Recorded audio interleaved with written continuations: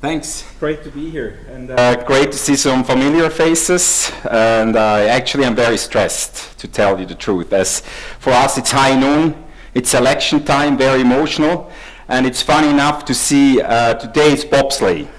And I tell you, these big guys, these fast, strong men, to see them, how they can suddenly become little kids when it's about selecting them for the Olympic Games. So very emotional. I guess I'm not the only one. I don't know how far you are in Finland, but for us it's high noon. Now every single day it's about getting the team bigger and bigger, and hopefully with some high potential athletes in it. But I'm not going to talk first about Pyeongchang. I will talk about big games. And talking about big games, I tell you we have a pretty busy time ahead within Switzerland. And it's a fact that we're going to have the Youth Olympic Games in Lausanne 2020. It's a fact that we're going to hold the University Games, it's easier to say, in Lucerne 2021. And it's our dream to hold the Olympic Games in Sion 2026. So I'm going to touch Lausanne, and I will present you some projects, specific projects on the national level we implemented from the Swiss Olympic side, as well as some projects within the region of Lausanne. I will talk about the University Games in Lucerne. I wonder how important these games are for your country, as that's always a big discussion. What's the influence on the athlete's pathway, talking about this kind of multi-sport events, and of course Sion 2026. I think it's about time that the games go back to the roots, back to the European Alps, and I hope actually Stockholm will join us. It's still a discussion, as we heard. Innsbruck, it's out of the game. Well, whatever we do, and I think, I hope I'm not repeating some things Dave was telling you, Stefan was telling you, and whoever else. Otherwise, just throw a bottle at me. I don't want to repeat anything. But anyway, whatever we do, we talk about the athlete's pathway. And it has to be in support of the athletes and the federations. So also talking about big sporting events, it's always about the same. And we would like to write the perfect storyboard. I will talk about our talents camp in Tenero. I don't know, did you touch the subject a little bit? 1,000 talent. We always, every year, gather together in Tenero for a talent camp. We call it our first mission, always. Lausanne, Lucerne, and Sion 2026. Well, I will start with Sion.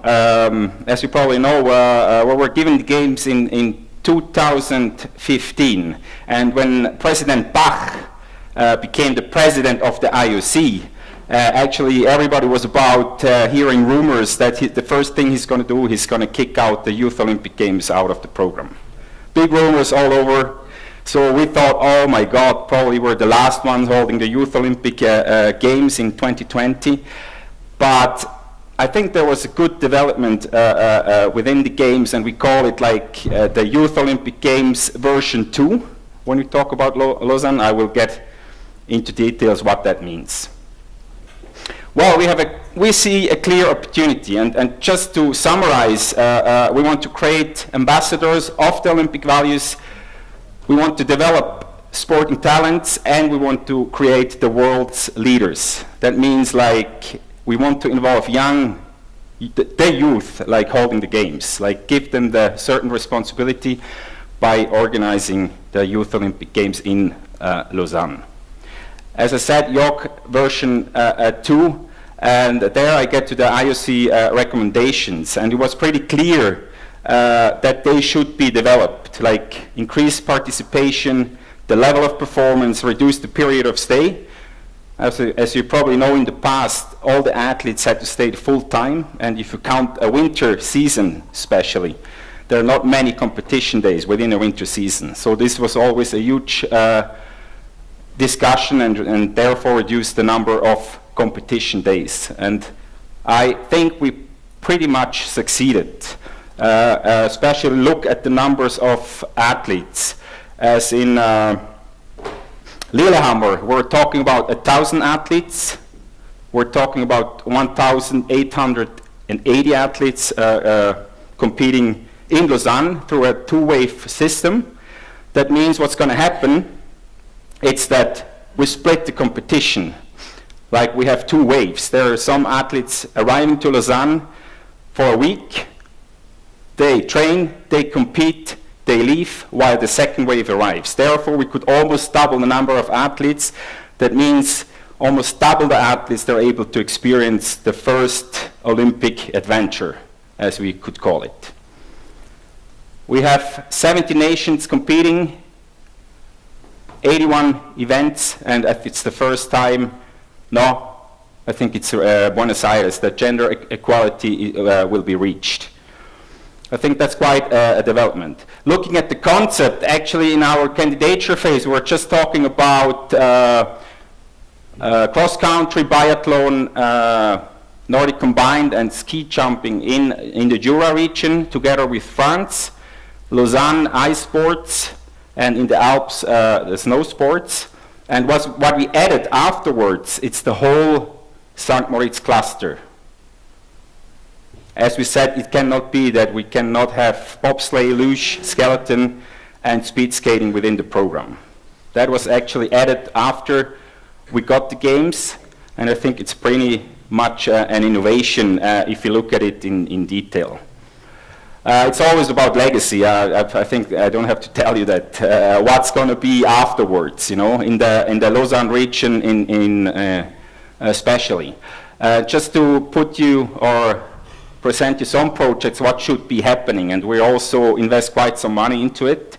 We're going to set up together with the Swiss Ski Winter Sports Federation in Le Diabrele. It's going to be an Alpine Regional Training Center. We now have people building the concept for running the whole center after the games. We're going to have a freestyle center, slopestyle, snowboard and free ski in Les Uns. New half pipe, new slopestyle, big air pillow for training sessions. That should be a national training center afterwards. We're going to have a cooperation with France in Letuf with a big jumping hill, building smaller jumping hills in the future in the Vallée du Joux, cross-country slopes, biathlon. It's going to be a beautiful project where we work closely together in the region of Vaud together with France, as we are able to use their jumping hill, and they're going to be able to use our cross-country Nordic Center and the small hill Nordic Center. And as I was talking about St. Moritz there, I must say I'm personally pretty proud about it. We're going to have speed skating on the frozen lake. I mean, this was a huge discussion. They were going to kick out speed skating. As you all know, I don't have to tell you, running performance center, how expensive it is running speed skating. For us, impossible. We have no tradition in the sport. Nobody's willing to invest any money into an infrastructure that's not going to be possible to run afterwards. So we said, okay, instead of kicking it out, we go back to the roots, frozen lake. It won't be perfect, but it's going to be an amazing experience for everyone. As well, using the only natural bobsleigh track in St. Moritz. They're building it every year, hand by hand, like they shovel like snow and put ice.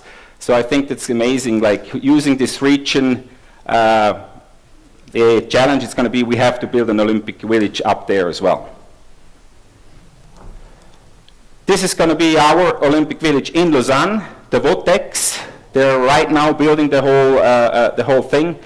It's going to be a building for students afterwards in the University of Lausanne.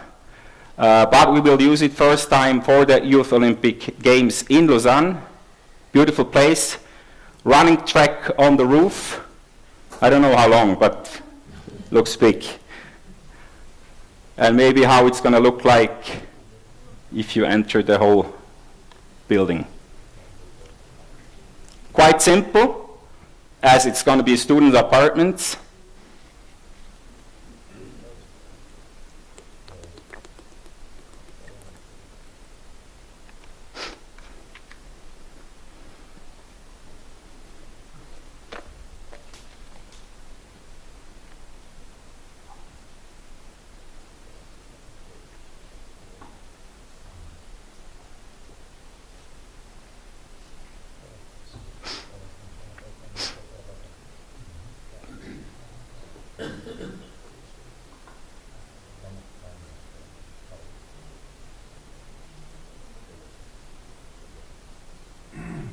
as I said, quite simple, but I think perfect for the needs of students and young athletes. Well, I was telling you we want to involve or create young leaders. Therefore, we work very closely with the École Hôtelière of Lausanne, very known organization, and there we have 5 student projects: accommodation, health, well-being, food, beverage, volunteer experience, and volunteer training. They're going to be fully responsible of those programs. So we pretty much involve them running these projects, give them the full experience and full responsibility. Well, what do we do with these games from the side of Swiss Olympic? We also want to engage the youth, so therefore we're willing to invest quite some money as well from our side. And we're very happy that we can build on a very strong base. I think Dave Egli was presenting you yesterday youth and sports program. We're running within many sports, investing 110 million a year to run these programs, and about Swiss Olympic Talent Development Program. We're spending this year 9 million into it to subsidize coaches. And I think this is a very strong base to build a house on it. And this was our focus, building a house, like taking our strategy as the NOC, promotion of sport, promotion of Olympic values and innovation, crossing it with the strategy of the organizing committee, and creating interfaces where we actually came up with specific projects. This was our intention, like to talk about 9 projects we're investing resources, financial and manpower-wise. I will touch them quite quick. Youth and sports, just some numbers. We're moving almost 1 million kids a year in this program. And the talent development program, as probably Dave told you, 17,000, almost 500 young talents. They're all in our system. We know their names. We're connected through the federations, and we subsidize for around 1,000 coaches each year. That's the base. The roof, like building the team, actually we're using our talent camp. Like in Tenero, it's about a multi-sport camp, 1 week in Tenero, 1 week in May, 1 in September, 500 kids training in their specific sports, but also sharing knowledge on the trainer side, sharing experience between the athletes, and experience beside excellence, also the other Olympic values, friendship and respect. And just a short movie how this is actually done on the side.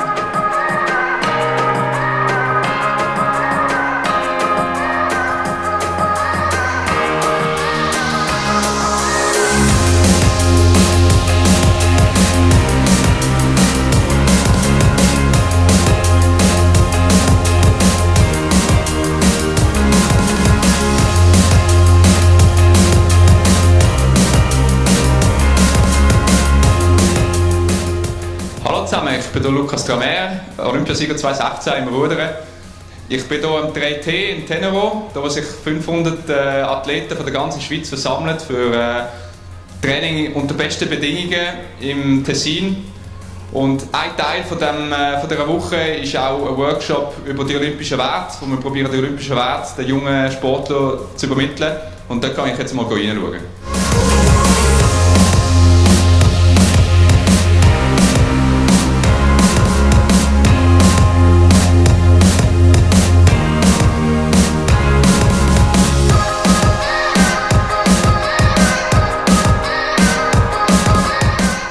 Das möchte ich euch mit auf den Weg geben, dass ihr wie heute einfach jeden Tag Spass haben und das Gefühl hat, ihr macht das, was euch Spass macht und nicht einfach nur zum Medaillen gewinnen und zum besser sein wie der andere. Oder?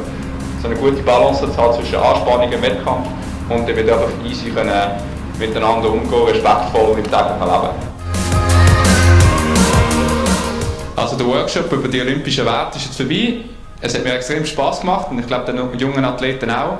Es hat sowohl Sportschützen als auch Kletterer dabei gehabt, also Sportarten übergreifend, und das war sehr spannend gewesen, diesen jungen Athleten zuzuschauen. Es hat mir extrem Spaß gemacht, wie gesagt, und ich komme nächstes Mal sehr gerne wieder.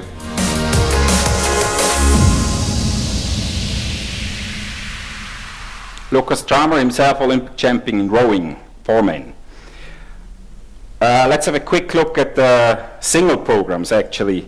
We always say dream big, big dreams, and heading to Lausanne, where as a home country, we're going to receive some quotas in sports we're not very good at it, to tell you the truth. Women's ski jumping, for example. Short track, we never had an athlete competing on the Olympic stage, and this is our motivation. Not just to have athletes competing, but competing with a dream, and looking forward to Sion 26, as we're fully convinced that we're going to hold the games in 2026. I think it's about to invest. There's a very cool program in short track in Lausanne, where we hired a trainer, like from France. He's having a small team, 5-6 athletes, training almost every single day, like dreaming about competing in Lausanne during the youth games, heading to Sion 2026, but also programs in luge, in bobsleigh, in, as I said, women's ski jumping, as an example. As I was talking about the sustainable use of the infrastructure, I'm not going to repeat. There we hire people for 2 years with the motivation that they are able to run infrastructure by themselves after games time. That's our investment for 2 years. We're actually getting into schools with different programs through the SVSS, that's the Swiss Federation of Sports in Schools. Many members on that side, like we call them FESET teacher, but they're in connection with many students as we want to implement the Olympic values in school. Also in classes with our program Schule bewegt, l'école qui bouge. We're reaching 70,000 kids within Switzerland with specific programs, as we're going to take, for example, the Youth Olympic Games in Lausanne, like specific subjects connected to the Olympic Games.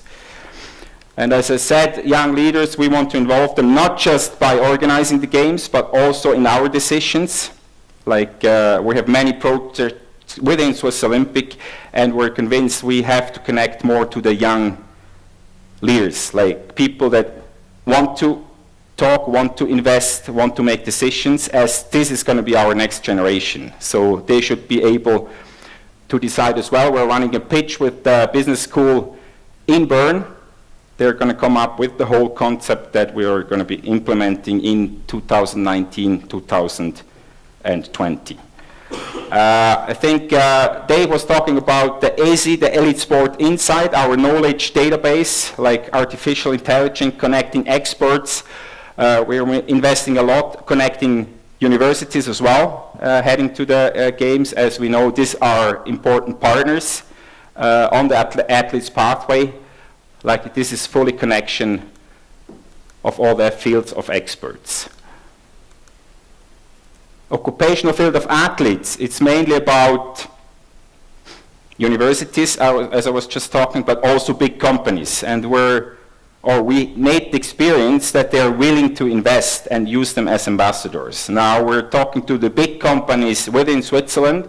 We came up with a new label. It's in German, sports-friendly companies, we call it. They're able to use our logo, but therefore they need to hire athletes. Use them as an ambassador, they pay them while they train, while they compete. But at the same time, they're like internal ambassadors of the companies. I think this is a huge potential. I've seen it in different countries, many countries doing it. So it's actually a question, do you have something like that in your country as well? I hear a no from Finland. Brazil? Barcelona, pardon. Germany? Australia? No, Austria? Sorry, I think this is high potential. We've been talking about it for 3 years. It's not so easy to start, but I made the experience, you start with one big company. You know, now we have a curling player that works for Swiss. Like he's fully paid and he trains every single day, and Swiss is able to use his name internally mostly. They're not doing any promotion externally with one single athlete. But I think this is great as a team, like to follow your athlete on his way to the Olympic Games. High potential. And actually working with the army, René, as we have this, how you call that in English? Like you can serve 130 days as an athlete joined in the army. What's that? Conscript. So you're actually repaid 80% by the army, and the company is going to receive that money. So I think this is a system that works quite perfectly. You hire an athlete that serves in the army, he serves the army 130 days, he receives 80% of the wage, he's paid by the company, and the company receives the money backwards from the army. Quite interesting. Working with the Trainerbildung Schweiz, Coach Education Switzerland, Mark Wolf was here as well, I guess. We're implementing a master coach program as we are fully convinced on the athlete side, talking about her potential, that's always the case. And we don't actually talk about high potential coaches in a structured way. That's the goal of the program, that we are heading to Lausanne, defining together with the federations high potential coaches and invest into their education, like do individual assessments, see where they're missing competences. They might have to go for a stage somewhere else in their sports, international wise. I think also quite an interesting program. And last but not least, it's not an innovation, talent transfer, but we haven't been working with it structured-wise. That's our motivation, using the games to implement a program that's structured within our responsibility. And I couldn't resist to take out. Anybody knows this movie? Yeah?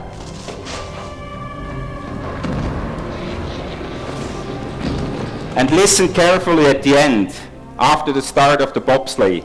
Ready, ready. Feel the rhythm. Feel the rhyme. Get on up. It's bobsled time. Cool That's a hair faster than the Swiss. Did you hear? That's a hair faster than the Swiss. Cannot be in bobsleigh. Jamaica. I think talent transfer, very interesting, as we already have the names of, imagine, 17,500 athletes. We know their names. We know when they're joining the system. We know when they're leaving the system. So at the point they're leaving the system, actually we want to know why they're leaving the system. Lack of motivation, lack of talent, whatever. And we want to be sure that they're really not willing to invest into high performance sports in the future, because there are so many possibilities. If the will is there, we have the system in place, so we should be able to keep them within the system. Just wonder, talent transfer? Anybody experience? Yeah, please? Tell us. Sorry, I have to use my voice. Oh, well, yeah. There are quite some. Skeleton as a very known one. Australia, the only country investing into talent transfer? A little bit? Yeah. Yeah. Okay, no structured program yet.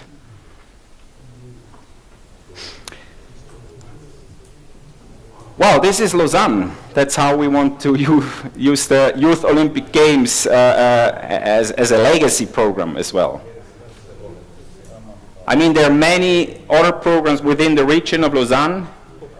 They're closely connected to schools within the region, as I was telling you, with some organization, universities that will be able to involve them.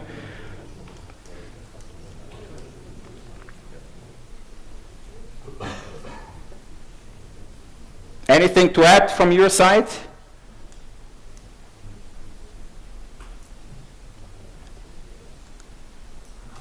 Well, let's write the story. Lausanne 2020, Lucerne 2021, and that's Scott's name. Yeah. Well, and to tell you the truth, this event was not driven by us. I think university sport, it's very important as they're moving so many young people in Switzerland, so it's really important. Talking about the athlete's pathway, I think there are not many sports where this event fits well, at least in Switzerland. We have some fencing. I think it's pretty much a fit. Volleyball as a team sport, as Switzerland, it's not strong enough to compete on the European or the world level. So this is their main event.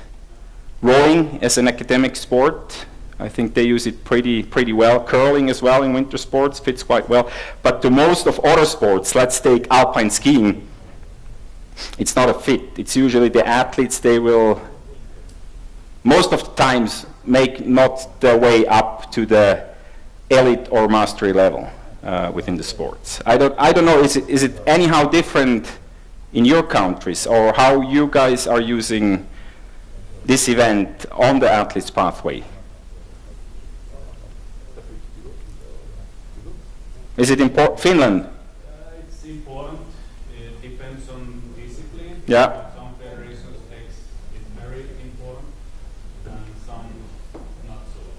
Can you tell us some sports that they take it serious? For example, basketball. Basketball?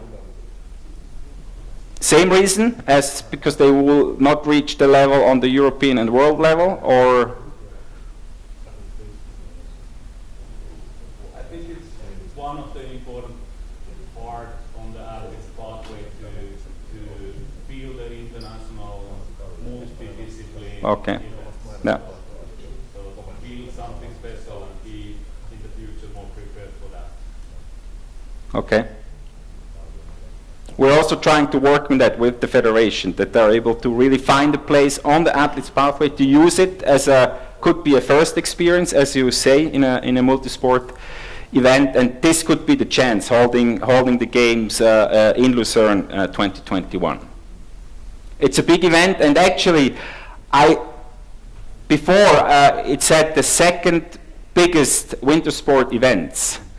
But as you saw the numbers before, how the Youth Olympic Games developed, a number of athletes actually, at least taking this number, it dropped if you look at the number of athletes participating. Nevertheless, it's a huge event, and depending on the continent, for Asia, it's huge. Like full televised, they're crazy about this kind of games. So actually for Lucerne, that's also pretty good promotion within the Asian regions. Not all the Olympic sports, as you probably know. We're going to have some snow sports, alpine biathlon, cross-country snowboarding, and freestyle skiing, some ice sports, actually 4 of them. So compared to the Olympic Games, it's quite smaller. It's going to be in the Lucerne region. I don't know if you have been there. If not, you should go there. It's an amazing place. This region, Lucerne as a host city, actually using many different cantons with Engelberg, Andermatt, Stoss, Zug, and Einsiedeln. So there are quite some cantons involved if you look at it. That makes it very complicated within Switzerland. I don't know if you know our political system. It's crazy, difficult. We'll see when I talk about CEO 2026 as well. But it's a chance to connect as well, political-wise. So this is huge for this kind of or involved cantons, I must say.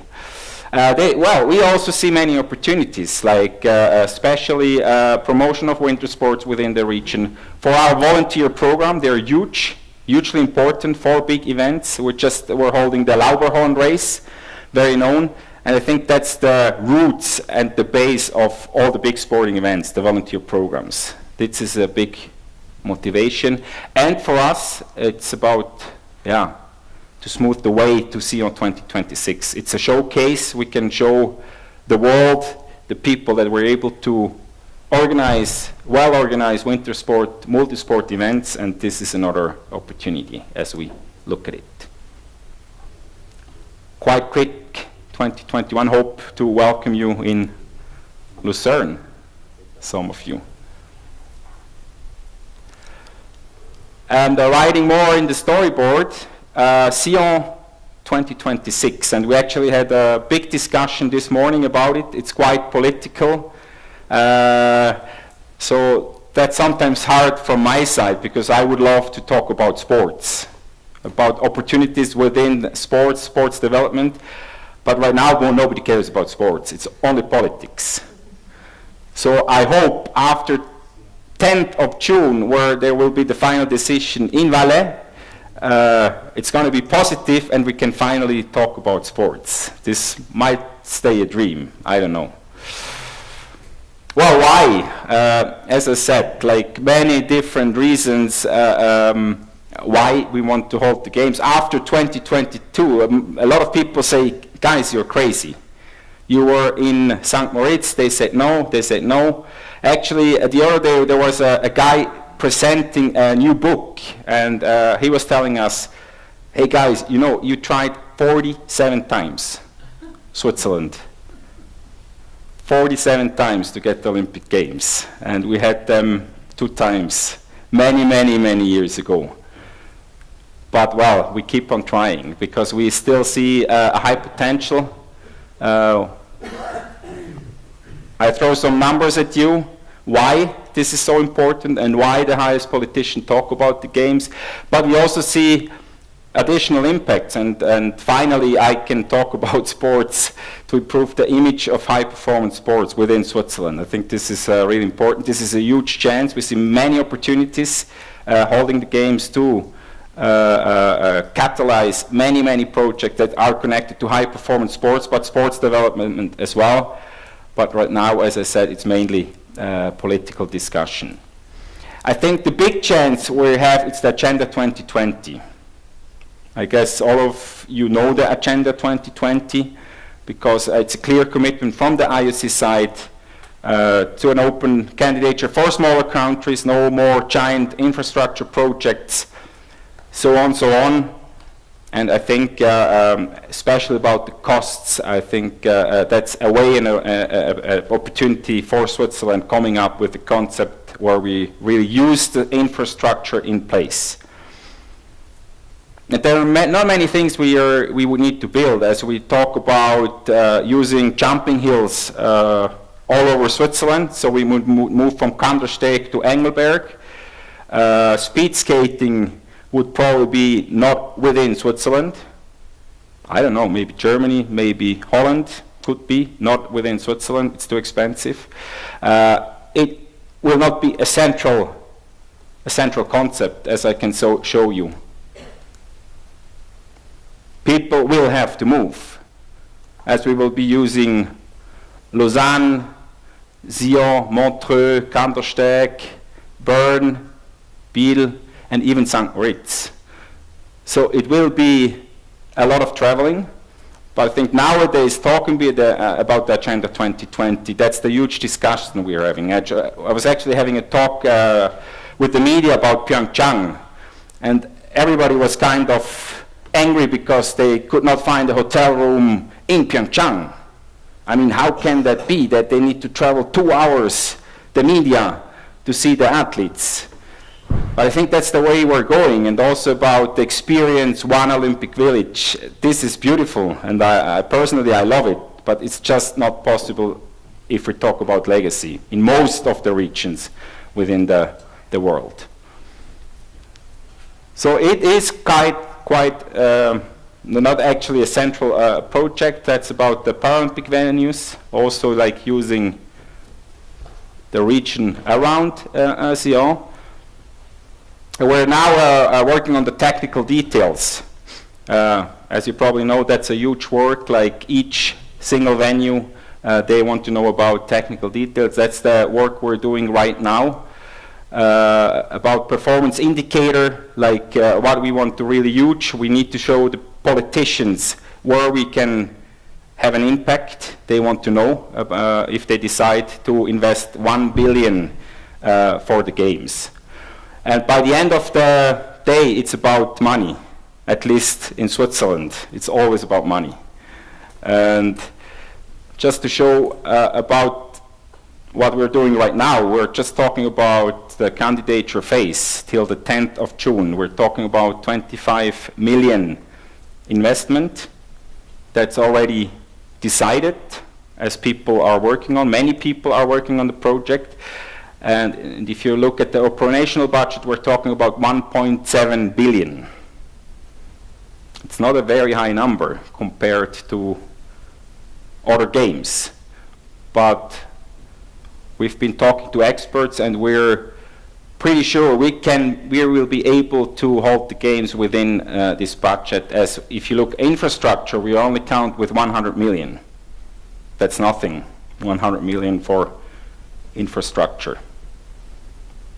The biggest discussion right now, it's security. As nobody knows how the world is going to be in 2026. Nobody knows. Right now we're counting on 300 million. That's not within the budget we're talking about, as these are the cantons that need to cover these costs with the army, with their police forces.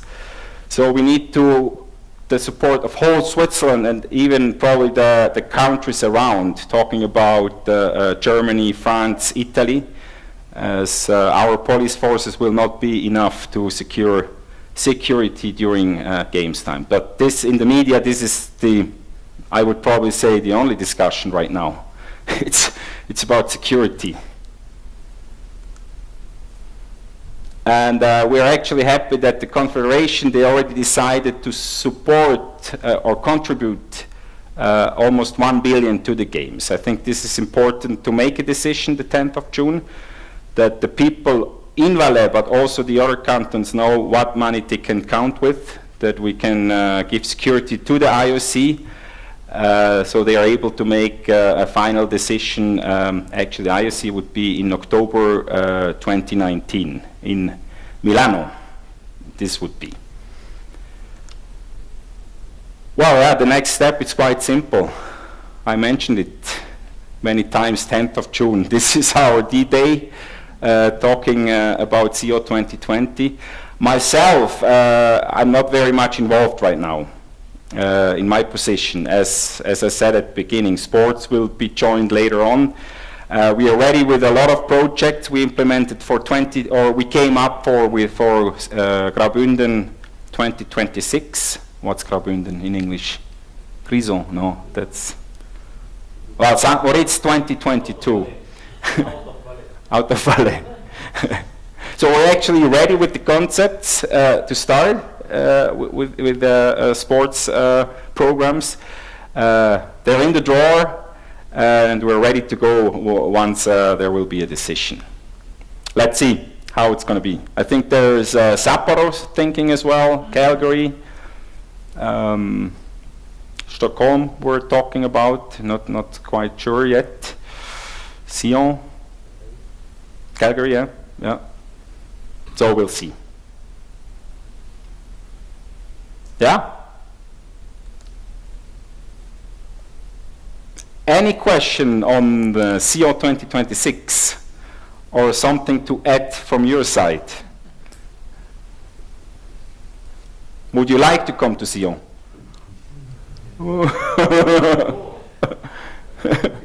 Yeah, please. Have you researched or evaluated, these economical, regional impacts of countryside impact, just during the games and after the games, also the legacy? So have you any kind of research or estimate? They did many researches, but as I'm not, I could not throw numbers at you because I'm not so much involved, but I know they've done a lot. as they need to convince the people within the region that this is a good investment. But you don't have any numbers. Not here. There are numbers. If you're interested in this type of work, I think after the London Games, they had or in the bid of the London Games, there was a systematic post-games evaluation process where they tracked, among other things, impact on participation directly during, after, and the long run after the games. And also, and I think there are also the economic benefits, short-term and long-term afterwards. So that was part actually of the bid, that there's an academic process still running in the background. I'm not sure if that's now come to a complete stop, but that's, I would have to look up where this was done, but I can have a look for you. You have the number from Barcelona already. We did that. And also London received gratification from me. Dale, would you share with us your experience of Calgary? Sure. After Calgary? Ah, there is Yes, Calgary. what would you like to know? In Calgary, our city council has to make a decision. They haven't made that yet. They did make a decision back in June of 2016 to proceed with what's called an exploration phase, and they put in $5 million for that. And the vote at that time on the city council was 13-2, but it was only a $5 million commitment. They went back and asked for some more money to continue the process, and the city put in $1 more million, but they said before the end of January, in other words, 2 weeks, before the end of January, they needed a commitment from both our provincial government and our federal government. So they're waiting for that. So I would say January 31st, we'll know. Thanks. Also Barcelona. We had Thomas Bach in our celebration of 30 years. Yes. And it was announced in